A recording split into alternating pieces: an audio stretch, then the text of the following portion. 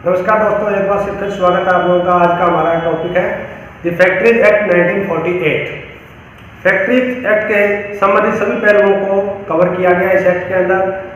ये एक ऐसा कानून है जिसमें सभी राज्यों को एक रूल मेकिंग पावर दी गई। रूल मेकिंग पावर से इस एक्ट के तहत सभी राज्य अपने अपने रूल बना करके इस एक्ट को और भी ज़्यादा लोगों के लिए फायदेमंद बना दिया गया है। 19वीं शताब्दी के अंत तक सरकारों का रोजगार और रोजगार की शर्तों और रोजगार की व्यवस्था पर किसी प्रकार का कोई नियंत्रण नहीं था, परंतु 19वीं शताब्दी के अंत तक आते आते उद्योगों के भारी विरोध के बावजूद इंडियन फैक्ट्री एक्ट 1881 जो है पास किया गया, जिसमें बहुत थोड़े बाल मजदूरी को रोकने के प्रावधान रखे गए। इसमें मशीनों के कुछ खतरनाक अंगों को ढकने का भी प्रावधान किया गया। 1890 में भारत सरकार ने एक फैक्ट्रीज कमीशन नियुक्त किया और इसकी रिपोर्ट पर 1891 में एक कानून इस संबंध में पारित किया गया। 1911 के इंडियन फैक्ट्री एक्ट में भी 1923, 1926 और 1931 में कुछ अमेंडमेंट लाई गई। 1923 में royal commission of Indian labour की नियुक्ति की गई और जिसमें उनकी जिम्मेदारी लगाई गई कि औद्योगिक इकाइयों में मजदूरों की वर्तमान हालात की स्टडी करना था और ये पता लगाना था कि मजदूरों का और उद्योग धंधों के प्रबंधन का आपस में रिश्ते किस प्रकार से हैं। और इनकी रिपोर्ट आने पर, इस कमीशन की रिपोर्ट आने पर फैक्ट्री एक्ट 1934 पारित किया गया। और इस फैक्ट्री एक्ट 1934 में भी 1935, 1937, 1940, 1941, 1944, 1945, 1946, 1947 और 1948 में अमेंडमेंट की गई। आज जो हम एक्ट पढ़ेंगे वो है द फैक्ट्रीज एक्ट 1948। 1934 के जो अंदर एक्ट था उसके अंदर कुछ महत्वपूर्ण बदलाव ला करके और उसको 1948 का इंडियन फैक्ट्री एक्ट बनाया गया। 1948 एक्ट में उसको तब्दील किया गया।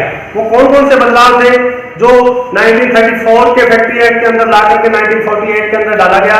तो पहला जो बदलाव था कि एक्ट की एप्लीकेबिलिटी को लेकर भी, एक्ट किस किस एरिया में अप्लाई होता है, किस किस एरिया में लागू होता है। जो 1934 वाला एक्ट था वो सभी औद्योगिक इकाइयां जहां पर भी ऊर्जा से निर्माण की विधि चलाई जा रही है और कम से कम 20 और उससे ज्यादा कामगार है, वहां पर 1934 वाला फैक्ट्री एक्ट अप्लाई होता था।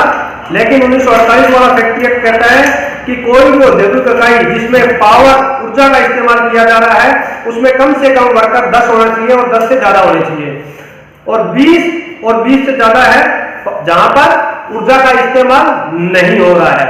इसके अलावा जो 1934 का फैक्ट्री एक्ट था वो ये स्टेट गवर्नमेंट को ये पावर देता था कि इस एक्ट के दायरे के अंदर किन किन इकाइयों को लाना है, किन किन इकाइयों को निर्धारित करना है जहां पर पावर से ऊर्जा से 10 कामगार से ज्यादा निर्माण का कार्य कर रहा है, उस पर भी राज्य की सरकारें इस एक्ट को अप्लाई कर सकती थी 1934 वाले को।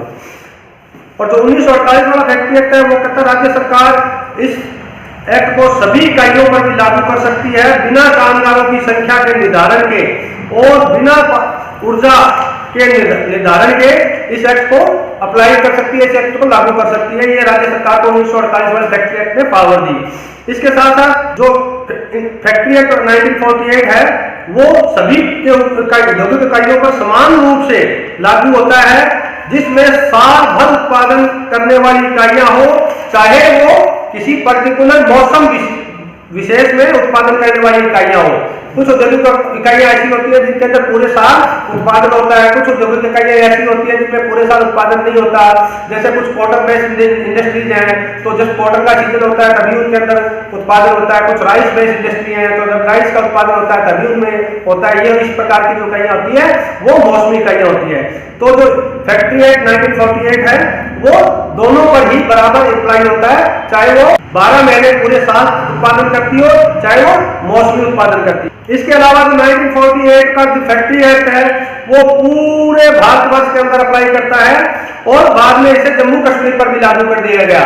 अब ये 1948 वाला एक्ट है ये पूरे भारत इंक्लूडिंग जम्मू एंड कश्मीर और सभी यूनियन टेरिटरीज को इंक्लूड करते हुए सभी के ऊपर लागू समान रूप से होता है। जो 1948 का एक्ट था इंडियन फैक्ट्री एक्ट 1948 का, उसमें कुछ विशेष प्रावधान बनाए गए, खासतौर से कचरे के निपटान के लिए, गैसों व धूल मिट्टी के निपटान के लिए, तापमान को नियंत्रण करने के लिए, गर्मी में ठंडे पानी की व्यवस्था करने के लिए, साफ पीने का पानी कामगारों को उपलब्ध करवाने के लिए, बिजली कि नई मशीनें फिट करने के लिए, बिजली के नए यंत्र लगाने के लिए, ठीक है, लिफ्ट क्रेन और दूसरी भार उठाने की मशीनों का प्रावधान करने के लिए, औद्योगिक इकाई को खतरनाक गैसों और विस्फोटक सामग्री और ज्वलनशील पदार्थों के संरक्षित और सुरक्षित करने के लिए भी इसके अंदर विशेष तौर से प्रावधान किए गए। लेकिन जो फैक्ट्री एक्ट 1934 का था उनमें ये प्रावधान तो थे, पर ये प्रावधान सामान्य तौर पर थे, कोई स्पेसिफिक प्रावधान नहीं थे। लेकिन 48 वाले में स्पेसिफिक प्रावधान किए गए, इनके नाम मेंशन कर दिए गए। एम्प्लॉयमेंट को लेकर के 1948 का जो 1934 वाला एक्ट था उसके अंदर बच्चों के एम्प्लॉयमेंट को लेकर ये कहा गया कि कम से कम बच्चों को इसमें रोजगार देने के लिए अगर कोई उद्योग धंधे में काम करता है तो उसकी उम्र कम से कम 12 वर्ष होनी चाहिए। लेकिन जो इंडियन फैक्ट्री एक्ट 1948 वाला आया उसमें उन्होंने इस उम्र का निर्धारण 14 वर्ष कर दिया। जो 1934 का एक फैक्ट्री एक्ट था उसके अंदर जो एडोलेसेंट का जो पीरियड था, जो बच्चे अभी एडल्ट नहीं हुए, 18 साल के नहीं हुए, उनको उम्र का निर्धारण किया गया 15 साल से लेकर 17 साल के बीच में जो बच्चे हैं उनको एडोलेसेंस कहा गया। लेकिन 1948 का जो इंडियन फैक्ट्री एक्ट आया उसके अंदर ये उम्र उन्होंने एडोलेसेंस की उम्र निर्धारित कर दी 17 साल से 18 साल के बीच में। 1948 का जो इंडियन फैक्ट्री एक्ट था उसमें काम करने के घंटे भी निर्धारित कर दिए गए। रोजाना 8 घंटे निर्धारित किए गए कि एक कामगार, एक मजदूर जो है रोजाना 8 घंटे ही काम कर सकता है, इससे ऊपर काम नहीं करेगा। और अगर इसको साप्ताहिक माना जाए तो 48 घंटे कर दिया गया।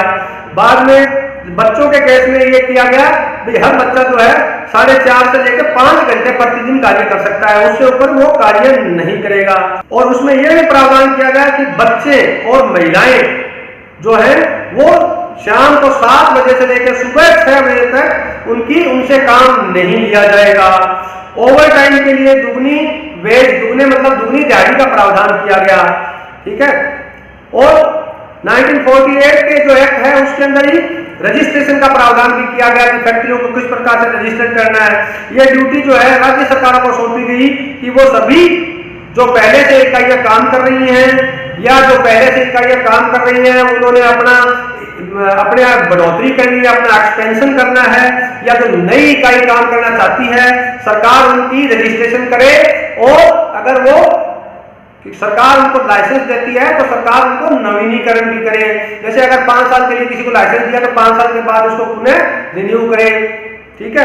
ये सारी जिम्मेवारी रजिस्ट्रेशन की राज्य सरकार के ऊपर डाल दी गई। खादान, माइनिंग और रेलवे को जो है उसको फैक्ट्री की डेफिनेशन से अलग रखा गया, फैक्ट्री की परिभाषा से उनको अलग रखा गया। अब आता है कि इस एक्ट का मुख्य उद्देश्य क्या था। इस एक्ट लाने का जो मुख्य उद्देश्य था वह यही था कि जो उद्योग धंधों के इकाइयों के अंदर जो मजदूर काम कर रहे हैं उनकी कैसे सुरक्षा की जा सके, उनका कैसे हेल्थ का, स्वास्थ्य का उनका ध्यान रखा जा सके, किस प्रकार से उद्योग धंधों के इकाइयों के जो प्रबंधन है, प्रबंधक समिति के सदस्य हैं वो उनका एक्सप्लॉयटेशन न कर सकें, ठीक है। ये इसका मुख्य उद्देश्य रहा। इसका मुख्य उद्देश्य जो था एक ऐसा कानून बनाना था जिससे कि फैक्ट्रीज में काम करने वाले लेबर वह मजदूरों पर लागू होने वाले कानूनों को इकट्ठा किया जा सके, वह उसे ठोस तरीके से निर्धारित किया जा सके।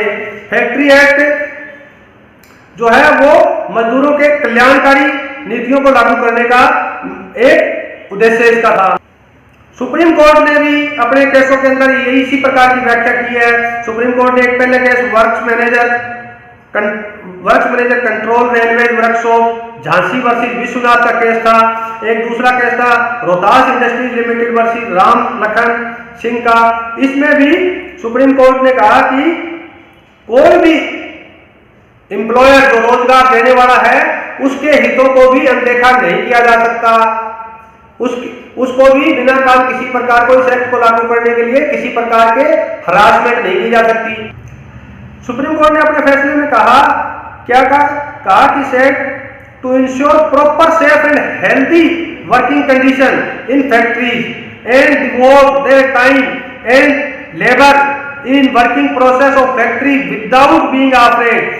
सुप्रीम कोर्ट ने कहा कि सभी मजदूरों के स्वास्थ्य का, सभी मजदूरों की सुरक्षा का पूरा ध्यान रखना चाहिए और इस बात का भी पूरा ध्यान रखना चाहिए कि जो काम करने वाले कामगार लोग हैं वो किसी प्रकार की थकावट न महसूस करें और किसी प्रकार का उनके ऊपर दबाव न हो, मानसिक दबाव न आए।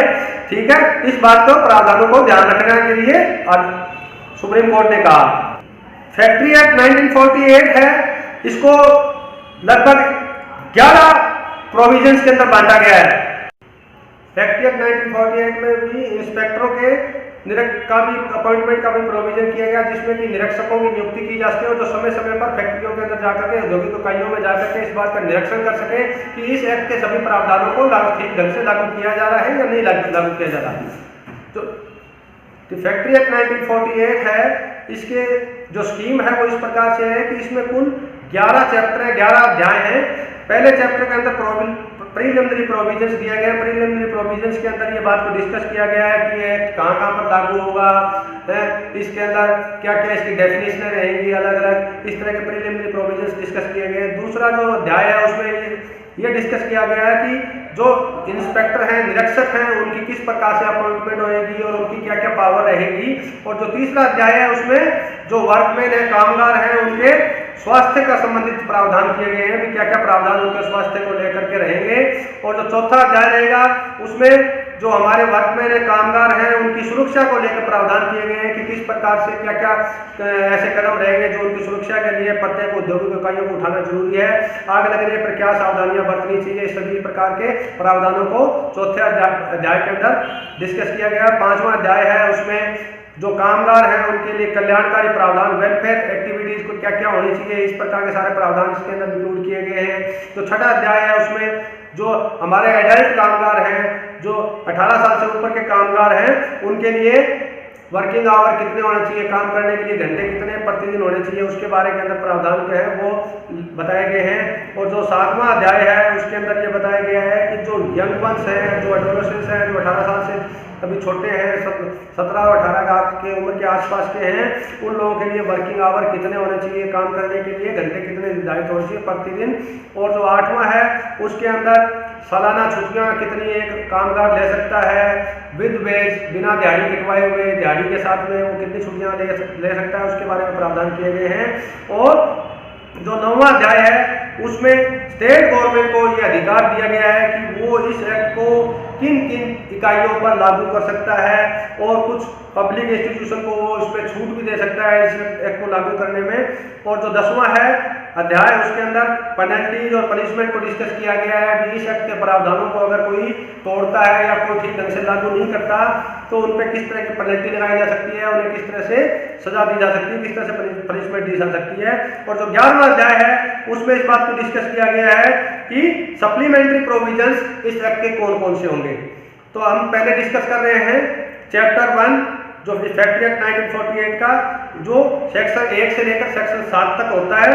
इसके अंदर मेन तौर पे ये बताया गया है कि इस एक्ट का जो टाइटल है वो क्या है, इसकी एक्सटेंट क्या है, कमेंसमेंट कब है।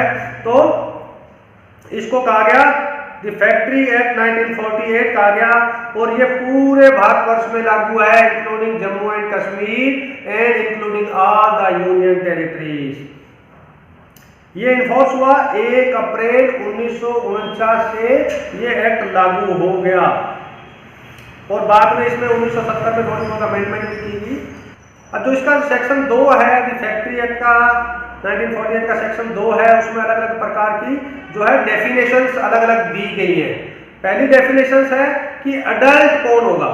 तो इस एक्ट के अनुसार ये कहता है कि प्रत्येक व्यक्ति जिसने 18 वर्ष की उम्र को पार कर लिया है या जो 18 वर्ष का हो गया है उसको एडल्ट कहा जाएगा। दूसरी डेफिनेशन उन्होंने बी सेक्शन के अंदर दी है, सेक्शन 2 के बी हिस्से में, वो है एडोलेसेंट कौन से होंगे। एडोलेसेंट वो होते हैं जिन्होंने अभी 18 साल की उम्र पूरी नहीं की पर वो जवानी की जो दहलीज पर खड़े हैं, जो पूरे जवान होने वाले, एडल्ट होने वाले, जो अभी हुए नहीं है, वो एडोलेसेंट कहलाते हैं। इस एक्ट की परिभाषा के अनुसार जिस भी प्रत्येक व्यक्ति ने 15 वर्ष की आयु पूरी कर ली है और 18 वर्ष की आयु के नीचे है वो सारे एडोलेसेंट कहलाएंगे। सेक्शन 2 के बी के अंदर ये बताया गया है कि कैलेंडर ईयर कौन सा हुआ। कैलेंडर ईयर किसको कहेंगे, जो 1 जनवरी से शुरू हो करके 31 दिसंबर तक, साल में पूरे 12 महीने जो होते हैं उसको कैलेंडर ईयर कहेंगे, जो कि 1 जनवरी से शुरू होगा। अब कहते हैं सी के अंदर बताया गया कि चाइल्ड क्या होगा।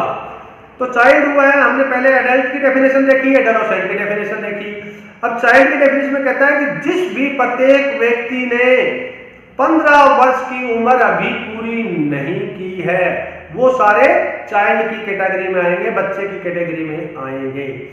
और यंग पर्सन की डेफिनेशन सेक्शन 2 के डी में दी गई है।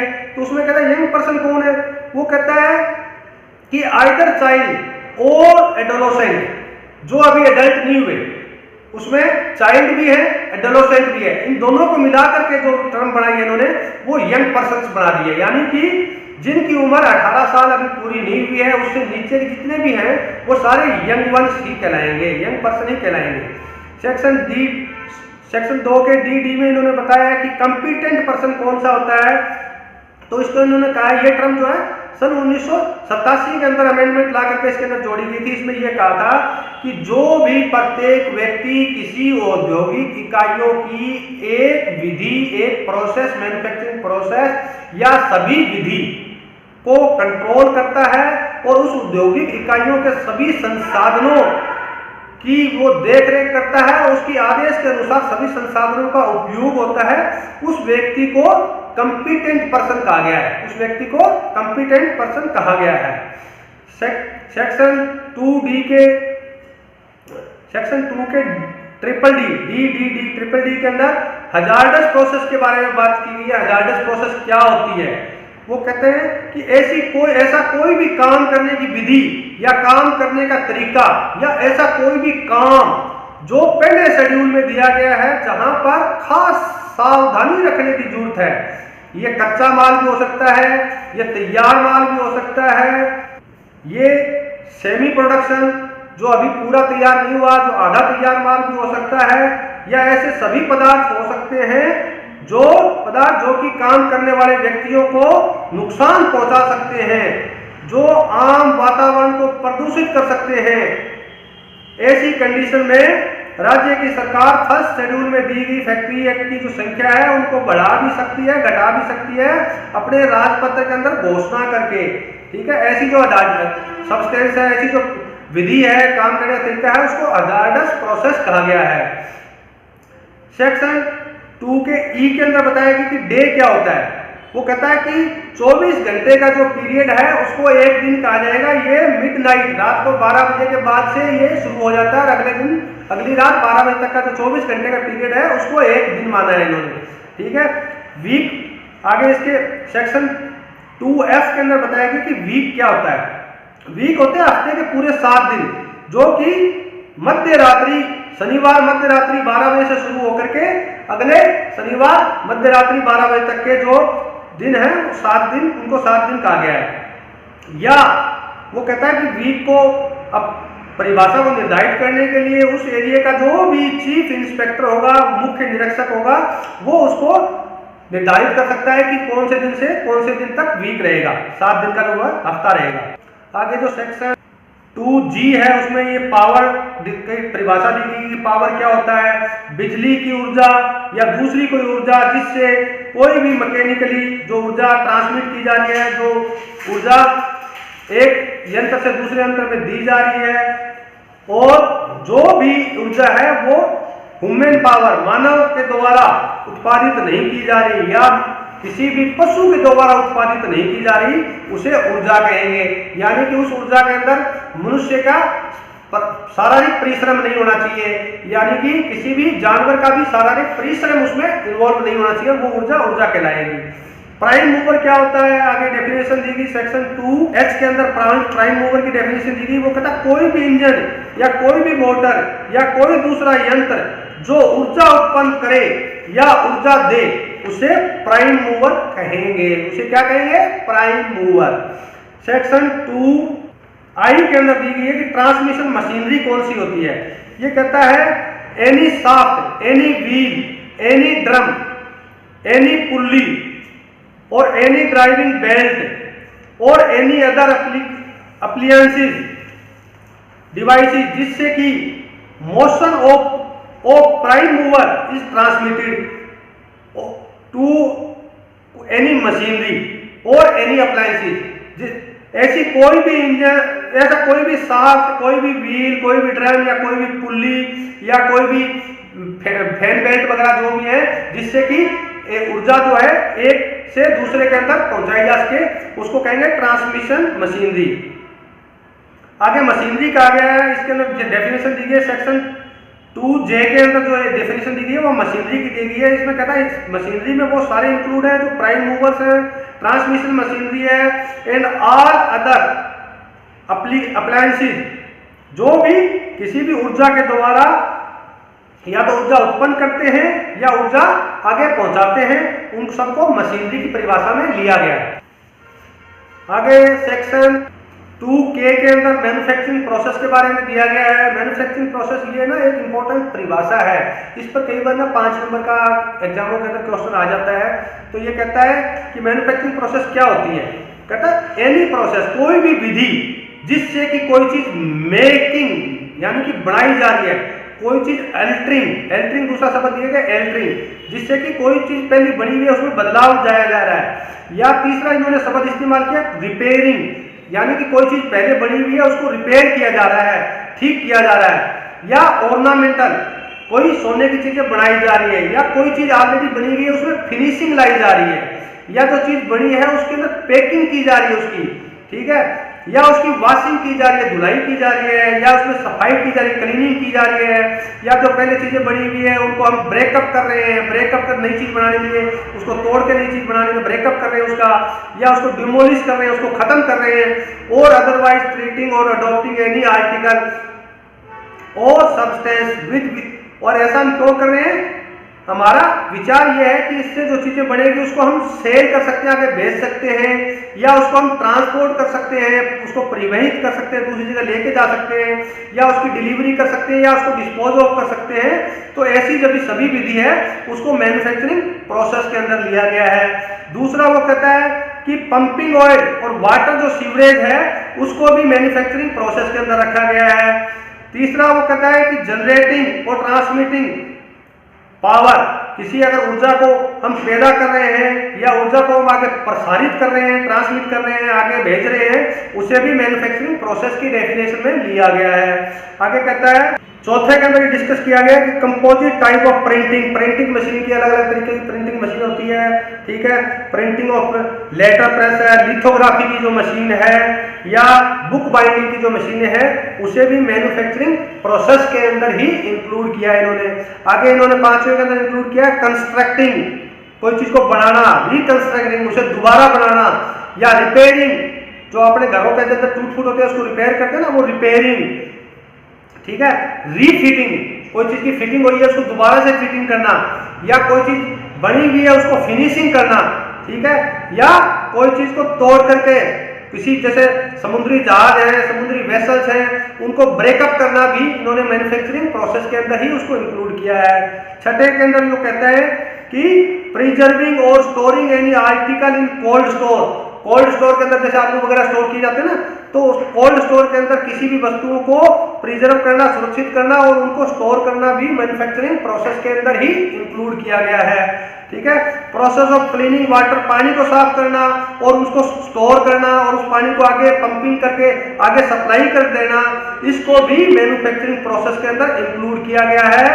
वर्क ऑफ वॉशिंग, किसी चीज कपड़े धोने को और कोई वस्तु को धोने को, उसकी पीलिंग करने को, उसकी सफाई क्लीनिंग करने को, और प्राण, ठीक है, एक प्राण जो है ना, प्राण को हम कहेंगे झींगा, ये समुद्री एक जानवर है, झींगा, झींगा जानवर होता है, तो काफी लोग उसको ना खाते हैं या बाहर खाने के लिए सप्लाई भी किया जाता है। तो जब प्राण को लोग पकड़ते हैं उसको साफ करना, उसको धुलाई करना, प्राण के ऊपर की चमड़ी को सफाई करना, पीलिंग करना और उसे क्लीनिंग करना, साफ करना, उसके पास अलग अलग प्राण के हिस्सों को साफ करना भी इन्होंने, ये किस लिए साफ करना होता है, अल्टीमेटली क्या करना, हमने उसको बेचना है, उसको डिस्पोज करना है प्राण को, इसलिए इसे भी मैन्युफैक्चरिंग प्रोसेस के अंदर ही इंक्लूड किया गया है। मैन्युफैक्चरिंग प्रोसेस को लेकर के कई केसेस भी आए, सुप्रीम कोर्ट में भी केस गए। एक महत्वपूर्ण केस है जो अपने LLB के जो स्टूडेंट्स हैं उनके सिलेबस में भी ये केस दिया गया है कि V Gopala Rao versus public prosecutor Andhra Pradesh का ये केस है, सुप्रीम कोर्ट के अंदर ये निर्धारित हुआ था। इसके अंदर भी ये बताया गया है कि मैन्युफैक्चरिंग प्रोसेस को लेकर के केस भी आया, जिसमें वर्कमैन को, फैक्ट्री को निर्धारित किस प्रकार से करना था उसका एक केस आया। V Gopala Rao versus public prosecutor Andhra Pradesh का ये केस है, 7 मार्च 1969 का ये केस है।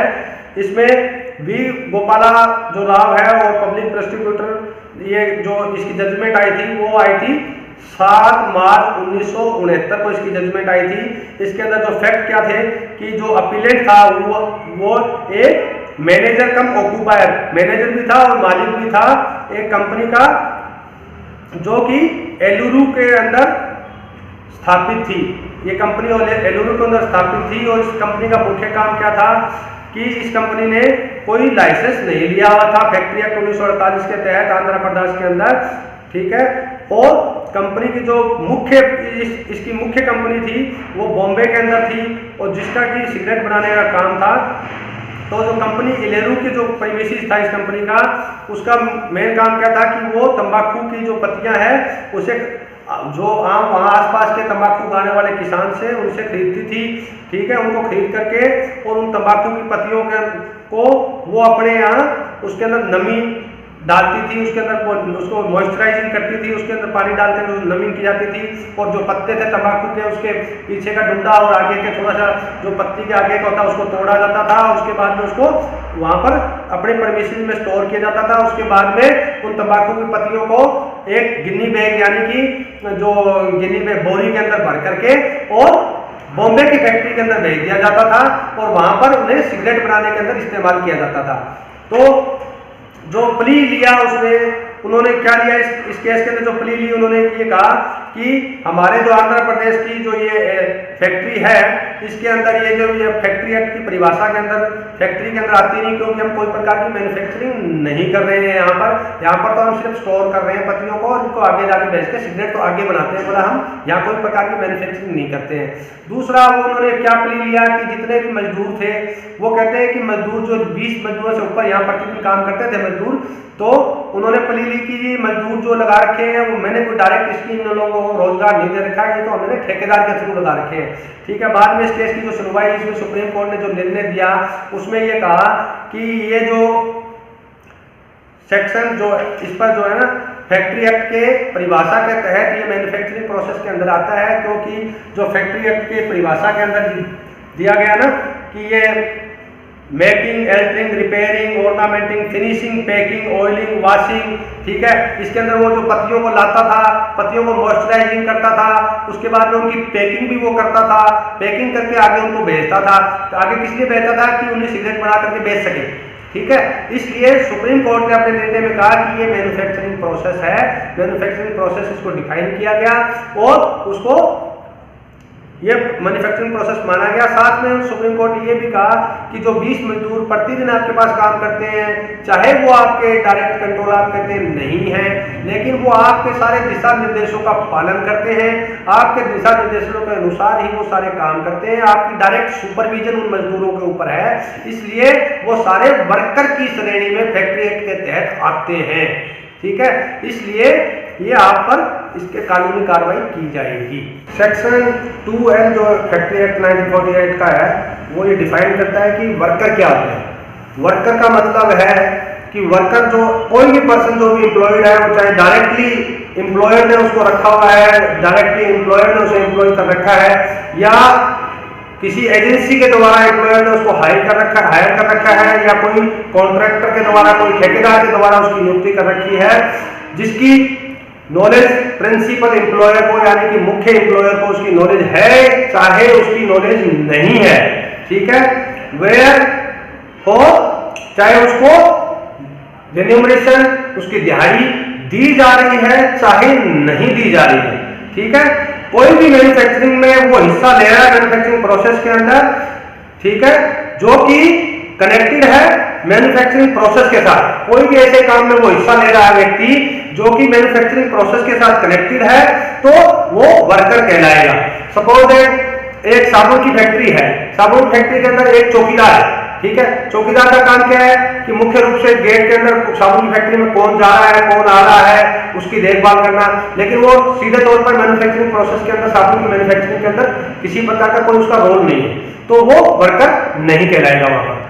लेकिन जो वर्कर है उसके अंदर कौन इंक्लूड नहीं होगा, कोई भी मेंबर आर्मड फोर्सेस का, जो भारत सरकार की सैन्य बल है उसका कोई भी सदस्य है, वो वर्कर की डेफिनेशन के अंदर, वर्कर की परिभाषा के अंदर शामिल नहीं होगा। एक केस था सुप्रीम कोर्ट में, उसमें अपने डिसीजन में ये कहा कि वर्कर, कोई भी फैक्ट्री एक्ट के तहत वर्कर है, वो सभी कर्मचारी उसमें शामिल हो जाते हैं जो कि चाहे क्लेरिकल काम कर रहे हो, चाहे वो लिपिकीय काम कर रहे हो उस ऑर्गेनाइजेशन के अंदर, वो भी वर्कर की डेफिनेशन में शामिल होंगे। दूसरा एक केस आया था Darbhanga chemical works versus state of Saurashtra का। उसके अंदर सुप्रीम कोर्ट ने यह कहा कि वर्कर को वर्कर समझा जाएगा जब वो वर्कर उस कंपनी के मुख्य आदमियों के सुपरविजन के अंदर और उनकी कंट्रोल डायरेक्शन के अंदर काम कर रहा होगा, जो सीधे तौर पर उस कंपनी के जो प्रबंधक हैं उनकी सुपरविजन में और उनके दिए गए दिशा निर्देशों के अनुसार उनके कंट्रोल में अगर कोई भी कार्य कर रहा होगा तो वो वर्कर की श्रेणी में, वर्कर की परिभाषा के अंदर आएगा। एक केस वो था स्टेट ऑफ केरला का वर्सेस वीएम पटेल। उसमें सुप्रीम कोर्ट ने कहा कि वो एक कंपनी थी जिसके अंदर की जो अपने अदरक होती है, अदरक को क्योर किया जाता था, अदरक को अपने लाइम वाटर में, जो सफेद चूने के पत्थर का पानी होता है उसमें डुबो करके उसको ट्रीट किया जाता था। ट्रीट करने के बाद में उसको वहां सुखा लिया जाता था। सुखाने के बाद उसको आगे दूसरे मैन्युफैक्चरिंग प्रोसेस में उसको काम लिया जाता था। तो इस प्रोसेस के अंदर जितने भी जो लोग लगे हुए थे उन्हें वर्कर की परिभाषा में शामिल किया गया, क्योंकि इसे भी एक मैन्युफैक्चरिंग प्रोसेस माना गया। मैन्युफैक्चरिंग प्रोसेस की जो डेफिनेशन हमने पहले पढ़ी थी फैक्ट्री एक्ट 1948 में, उस मैन्युफैक्चरिंग प्रोसेस के तहत इसको जो अपने अदरक सुखाई है, अदरक को जो ट्रीट किया है, उसको मैन्युफैक्चरिंग प्रोसेस माना गया। उसमें लगे हुए सभी व्यक्तियों को वर्कर की परिभाषा में शामिल किया गया। एक केस हो रहा था Shankar Balaji Wells versus state of Maharashtra का ये केस है। इसमें क्या गया कि जो वर्कर लगे हुए थे वहां पर, जो बीड़ी बनाने की फैक्ट्री थी ये, उसके अंदर जो वर्कर लगे हुए थे वो क्या पीस रेट के ऊपर काम करते थे। मतलब उनकी कोई पूरे दिन की दिहाड़ी, पूरे दिन का कोई वेट फिक्स नहीं था। वो 1 बंडल बीड़ी का, 2 बंडल बीड़ी का, 3 बंडल बीड़ी का जितना वो पैक कर देते थे, उनके हिसाब से, उनके पीस के हिसाब से उनको लेबर दी जाती थी। जैसे 1 रुपया 1 बंडल का हो गया, 2 रुपये 1 बंडल का हो गया, जो भी फिक्स किया गया था उस हिसाब से उनको वहाँ पर दिहाड़ी दी जाती थी। और जो वर्कर आते थे पूरे दिन के अंदर, उनका कोई टाइम फिक्स भी नहीं था, वो किसी भी समय आ सकते थे और किसी भी समय वो जा सकते थे, ठीक है। उनके कोई वर्किंग आवर जो फिक्स नहीं थे, उनकी कोई ऑब्लिगेशन नहीं थी, वो पूरी तरीके से आज़ाद थे, वो कभी भी आ सकते थे और कभी भी जा सकते थे।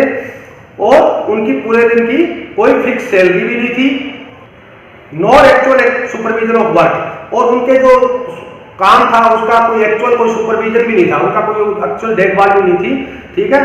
Payment was made on the quantum of work. उनको पेमेंट जो दी जाती थी सिर्फ जो उन्होंने जितना काम किया है उनके काम के आधार पर ही उनको पेमेंट की जाती थी। मान लिया 100 बंडल पैक करके बीड़ी के, तो 100 बंडल के हिसाब से उनको पेमेंट दे दी, उस हिसाब से उनको पेमेंट दी जाती थी। तो इसमें सुप्रीम कोर्ट ने ये कहा कि इस तरह के वर्कर, वो जो एम्प्लॉयड हैं, जो वहां पर काम कर रहे हैं ओनर के नीचे, वो वर्कर की परिभाषा में आते हैं। वो लोग भी वर्कर की परिभाषा के अंदर आते हैं, ठीक है। एक बृहदीचंद शर्मा वर्सेस फर्स्ट सिविल जज नागपुर का एक केस है। ये भी एक बड़ा इंपॉर्टेंट केस है। ये भी एक बीड़ी की फैक्ट्री का केस है।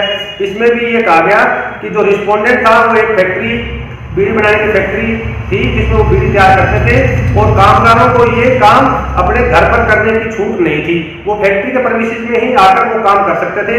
वे कुछ घंटे ही फैक्ट्री के अंदर आया करते थे और काम करते थे और चले जाते थे। उन्हें पूरे दिन काम करने की कोई बाध्यता उन पर नहीं थी, ठीक है। जब वो चाहे तब वो आ सकते थे और उनकी हाजिरी फैक्ट्री में लगाई जाती थी।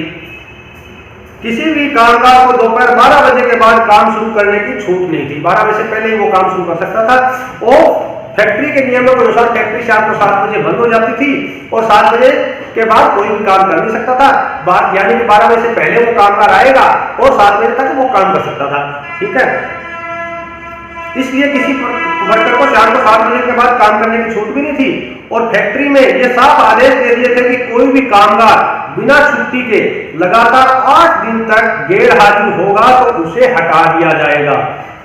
पेमेंट जो थी वो पीस रेट के अनुसार दी जाती थी। जितने बंडे वो पैक करेगा बीड़ी के, उस हिसाब से उनको पेमेंट दी जाती थी और उस हिसाब से उनको भुगतान किया जाता था। और मैनेज प्रबंधन के पास ये अधिकार था कि जो भी बीड़ी स्टैंडर्ड की नहीं है, जो भी बंडल स्टैंडर्ड से अगर पैक नहीं हुआ है और उनके मानकों पर खरा नहीं उतरता है तो उसे जो प्रबंधन जो है वो रिजेक्ट कर सकता था। ठीक है, और उसे नकार सकता था। यहां पर जो इस प्रकार के कामगार थे उनको भी वर्कर माना गया। सुप्रीम कोर्ट के अनुसार उनको भी वर्कर की परिभाषा में परिभाषित किया गया। एक steel authority of India versus national union water forum का एक केस आया था जिसमें जो माली था, जो फैक्ट्री के परमिशन के अंदर जो पार्क होता है, जो फैक्ट्री के अंदर जो एक पार्क होता है, उसकी माली का जिम्मेदारी थी कि उसको देख रेख करता था और जो फैक्ट्री की सीमा में आता था और उसके काम की देख रेख अगर एम्प्लॉयर खुद करता है जिसने उसे एम्प्लॉयमेंट पर रखा है, ठीक है, वो एम्प्लॉयर उसके काम की देखरेख खुद करता है, चाहे उसकी हाजिरी उसकी कंपनी का चाहे दूसरा कर्मचारी लगा रहा हो। ठीक है, हाजिरी उसका दूसरा कर्मचारी ही लगा रहा हो तो उसे भी वर्कर की श्रेणी में माना गया क्योंकि वो सीधे तौर पर कंपनी के कंट्रोल और सुपरविजन में है, इसलिए उसको भी वर्कर की परिभाषा में इस केस के अंदर माना गया। अगली परिभाषा जो फैक्ट्री एक्ट 1948 के तहत है वो है सेक्शन 2M में दी गई है, जिसमें यह बताया गया कि फैक्ट्री क्या चीज होती है। फैक्ट्री क्या चीज होती है? फैक्ट्री का मतलब है कोई भी ऐसा परमिसेस, कोई भी ऐसी स्थान, ठीक है, जिसमें 10 या 10 से ज्यादा वर्कर कामगार काम करते हो, ठीक है, या काम कर रहे थे।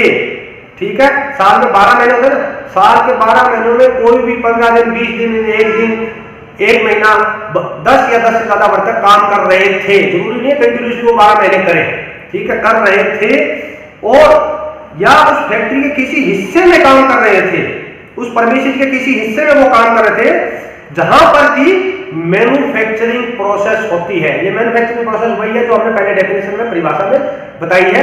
वो मैन्युफैक्चरिंग प्रोसेस के अंदर वो हिस्सा ले रहे थे और वो मैन्युफैक्चरिंग प्रोसेस उस दौरान चल रही थी। क्या? With the aid of power. यहां पर कहा with the aid of power. With the aid of power का मतलब है वो मैन्युफैक्चरिंग प्रोसेस ऊर्जा से चल रही थी।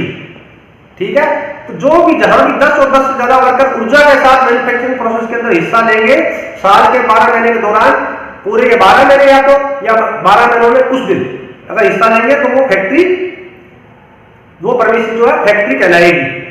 और दूसरी कंडीशन ये दी गई है कि जहां पर पावर का इस्तेमाल नहीं हो रहा, यानी कि ऊर्जा का इस्तेमाल नहीं हो रहा, मैन्युफैक्चरिंग प्रोसेस हो रही है, पूरे साल हो रही है या साल के कुछ महीनों में हो रही है, तो बिना पावर के अगर हो रही है तो वहां ये कंडीशन रखी गई है कि कम से कम 20 वर्कर या 20 से ज्यादा वर्कर अगर ऐसी जगह पर नियुक्त है तो उसे फैक्ट्री माना जाएगा, उसे फैक्ट्री की परिभाषा में इंक्लूड किया जाएगा।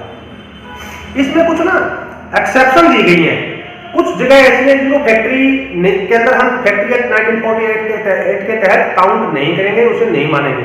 ठीक है, वो एक्सेप्शन दी गई है।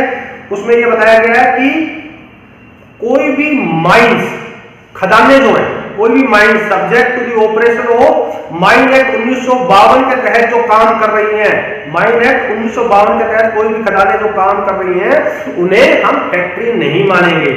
और कोई भी mobile unit belonging to armed forces, कोई भी मोबाइल यूनिट है जो देश की सशस्त्र जो सैन्य बल है उसके तहत अगर कोई काम कर रहे हैं, या कोई भी रेलवे रनिंग शेड है, या कोई भी होटल है, या कोई भी खाना खाने की जगह है, यानी कि ढाबा है या कोई रेस्टोरेंट है, तो उसे भी हम फैक्ट्री की परिभाषा में शामिल नहीं करेंगे। ये एक्सेप्शन है फैक्ट्री की परिभाषा के।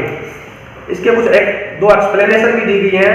पहली एक्सप्लेनेशन में कहता है कि no worker calculate number of worker calculate करने के लिए सभी वर्करों को अलग अलग ग्रुप में काम कर रहे हैं या एक दिन में अलग अलग शिफ्ट में काम कर रहे हैं तो उन्हें जोड़ा जाएगा। माना कि ये कोई ऐसी वो फैक्ट्री है जिसके अंदर 3 शिफ्ट चलती है 8-8 घंटे की। पहले शिफ्ट के अंदर मान लिया 20 वर्कर काम कर रहे हैं, दूसरी शिफ्ट में मान लिया 10 वर्कर काम कर रहे हैं, तीसरी शिफ्ट मान लिया फिर वर्कर काम कर रहे हैं। तो जो वर्करों की यहाँ गिनती होगी वहाँ तीनों को जोड़कर होगी, यानी कि 20, 20, 40 और 10, 50, या टोटल वर्कर 50 माने जाएंगे। ठीक है, ये एक्सप्लेनेशन दी गई है। दूसरा एक्सप्लेनेशन ये दी गई है कि उस जगह को भी फैक्ट्री नहीं माना जाएगा जहां पर हमारे पास मात्र तथ्य ये है कि इलेक्ट्रॉनिक डाटा प्रोसेसिंग यूनिट या कंप्यूटर यूनिट, जहां पर कंप्यूटर लगे हुए हैं, ठीक है, किसी परमिसेस में या उसके कोई हिस्से के अंदर कंप्यूटर लगाए गए हैं या इलेक्ट्रॉनिक डाटा प्रोसेसिंग यूनिट लगाई गई है, उस परमिसेस में किसी प्रकार की कोई मैन्युफैक्चरिंग प्रोसेस नहीं चलाई जा रही है और उस परमिसेस में किसी भी हिस्से में नहीं चलाई जा रही है, तो ये उनके लिए तो उसे फैक्ट्री में नहीं मानेंगे। कई बार क्या होता है कि कोई फैक्ट्रियां होती है, उसमें कुछ 5-7 कंप्यूटर रखे होते हैं, ठीक है, तो उसमें ये छूट लेने की कोशिश की जाती है कि हमने ये कंप्यूटर स्थापित कर रखे हैं, ये हमारी फैक्ट्री नहीं है। लेकिन अगर इस तरह के जो लोग कंप्यूटर स्थापित कर रहे हैं उनके लिए एक्सप्लेनेशन दी गई है कि अगर वो मैन्युफैक्चरिंग प्रोसेस वहां हो रही है और वहां कंप्यूटर स्थापित किए हैं तो उन्हें फैक्ट्री मानेंगे, लेकिन अगर मैन्युफैक्चरिंग प्रोसेस नहीं हो रही है तो नहीं मानेंगे।